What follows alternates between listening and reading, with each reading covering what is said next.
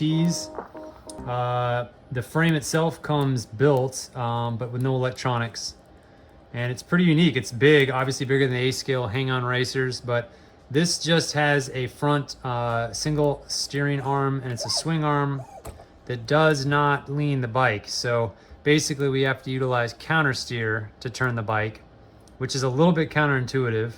I'm gonna take the fairing off and we'll take a closer look at this thing. But if you're in the market for RC motorcycles, this is something to consider if you like a little bit bigger kit and you're used to driving faster cars, because these things get ripping fast, but require a little bit different concept when driving and turning the bike, because these bikes, when you turn left on the steering wheel on your controller, going left actually makes the wheel turn right.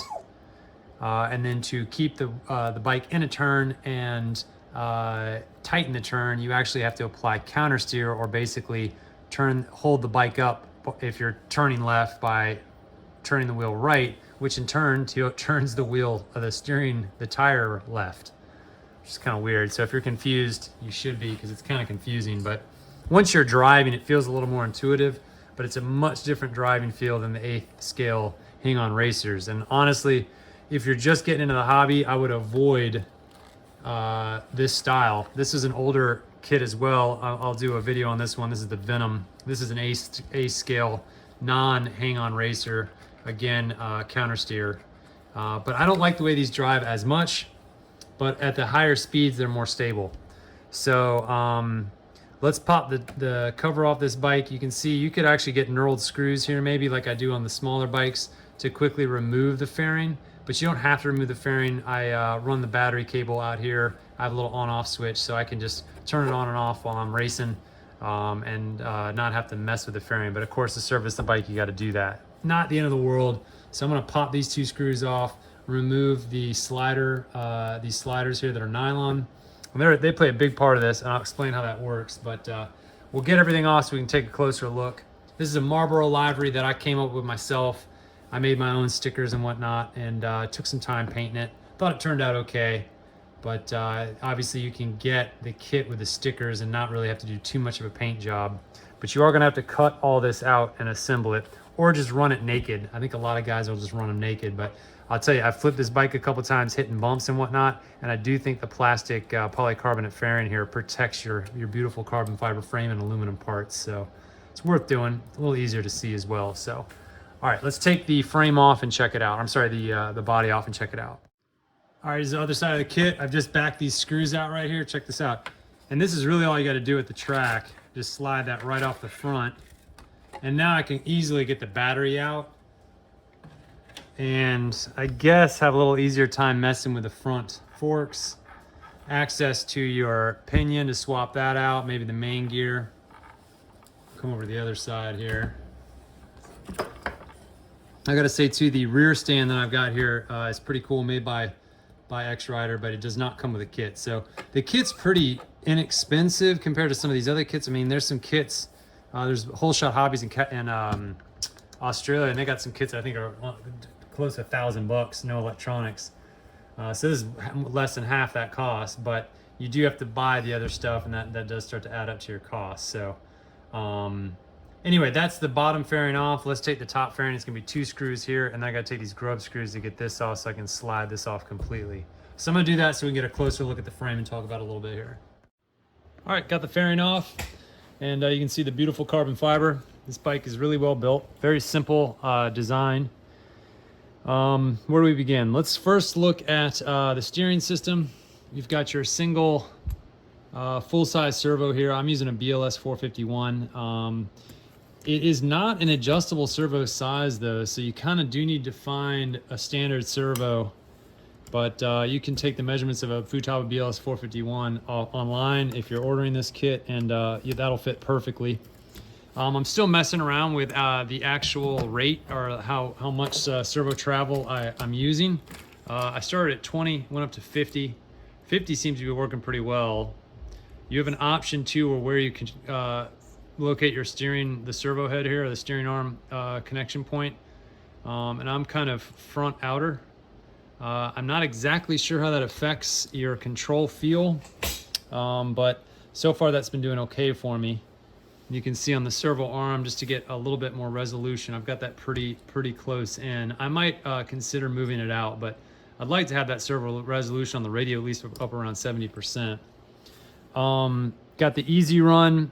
This is the, let me think, this is a Hobby Wing Easy Run Max 10. That's an 80 amp ESC, sorry.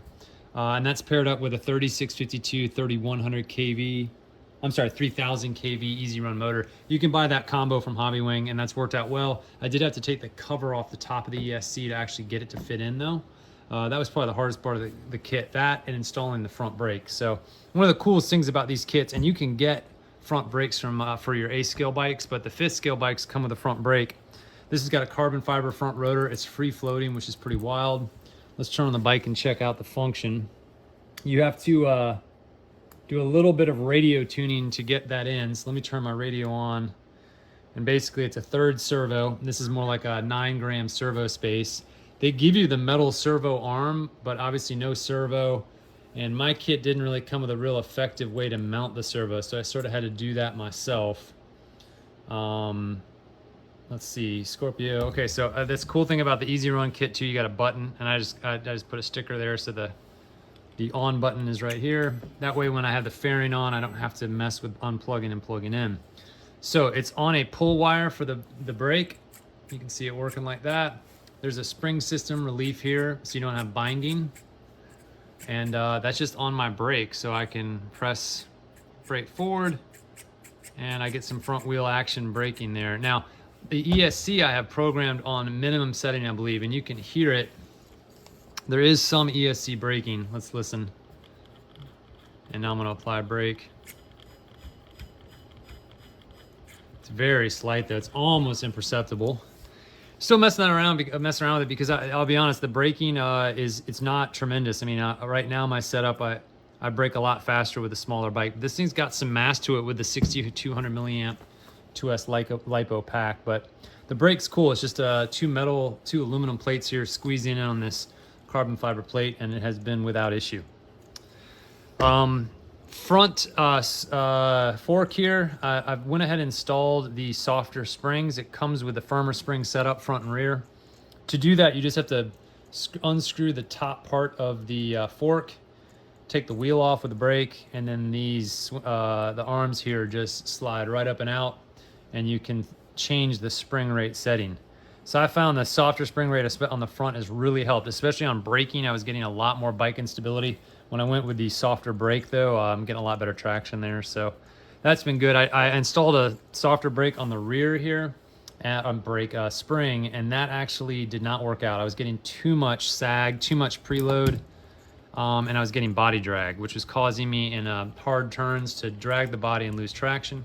So what I did is I've tightened this setting up on the shock, and I actually mounted this shock backwards because that's what the instructions say to do, which means it's really hard to access this to tune it when you're riding. So anyway, don't be like me. Make sure the screw side is out so you can adjust it right here with your thumb. Anyway, I firmed that up about as much as it will let me. I'm going to try that out, and if that doesn't work, I may go back to the original spring setting, which I thought was really firm, but it did prevent body drag. The rear swing arm is 2 pieces of carbon fiber mounted to that aluminum plate, and that is all just hooked up here to this pivot point, which is the same as your main gear motor shaft here, or main gear shaft, I should say. So there's like 2 grub screws that came on the kit, and if those loosened up, your entire rear end gets loose. So I added the grub screws in with Loctite, and then I actually added in on the opposite side additional grub screws to really pinch that shaft. And so far that's kept all that tight. I think this is a 21 tooth pinion, maybe a 20 tooth pinion. I would want to do 19. 18 is about as small as you can go. But the 20 tooth I've got right here is working pretty well. This motor setup again is plenty of power. The slide wire here, these guys, a few of them come in a pack. You have an option between I think 18 and 15 degrees in terms of how steep this angle is. And I think that again just has to do with how far and how deep in a turn you can get on the lean. Another option, of course, is to actually cut these shorter so this sits in closer to the bike, and I've experimented with that as well. It's worked out, but there is a limit. You can see from the wear on the rear tire, See if I can get that in focus.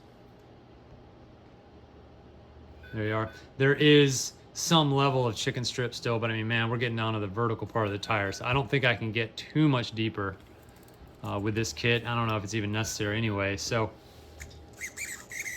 there's my travel. You can see on that front. What else to say? The front and rear tires do not come with the kit. It comes with the rim.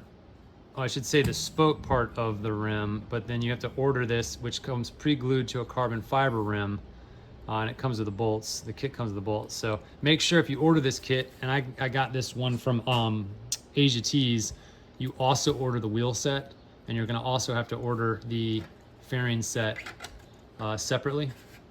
So I might already said it, but again, you know, I don't know, you're anywhere from about 500 to 700, 800 bucks in on the kit like this, which is not cheap.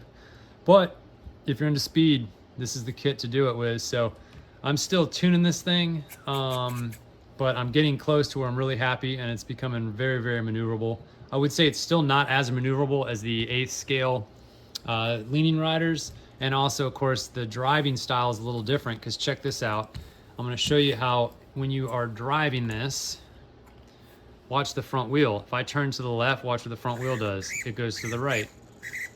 So that's what initiates the turn. But what some people struggle with is, and I did too, when you're in the turn, it falls over onto the slide wire like that, and you think, man, I can't get a very good turn, I can't get a tight turn.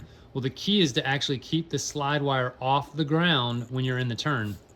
You do so by applying counter steer. So if you're in a tight right turn, you actually have to apply left steering input, which in turn turns the wheel, the bike wheel here, to the right, and that lifts the chassis up. So you have to balance it.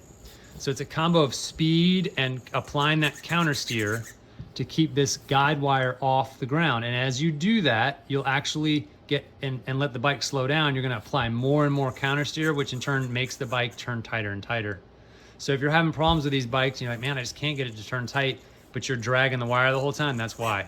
The wire should not be touching. It's just there to act as like a limit guard. And if the bike gets stopped out on the course, you can just apply throttle, it'll go in a circle, and you can stand the bike right up, which is pretty cool. So that's basically how this thing operates. Anyway, this is the X-Rider Scorpio 5th scale RC motorcycle. I think it kicks ass. Check one out. Asia Tees and a few other online retailers have them. And hopefully in the future, we're gonna get some leaning 5th scale bikes as well, because I think that'd be a lot of fun. But if you got questions, comments, please post them up. If you're into this kind of stuff, like and subscribe, and I'll check you all in the next one. Thank you.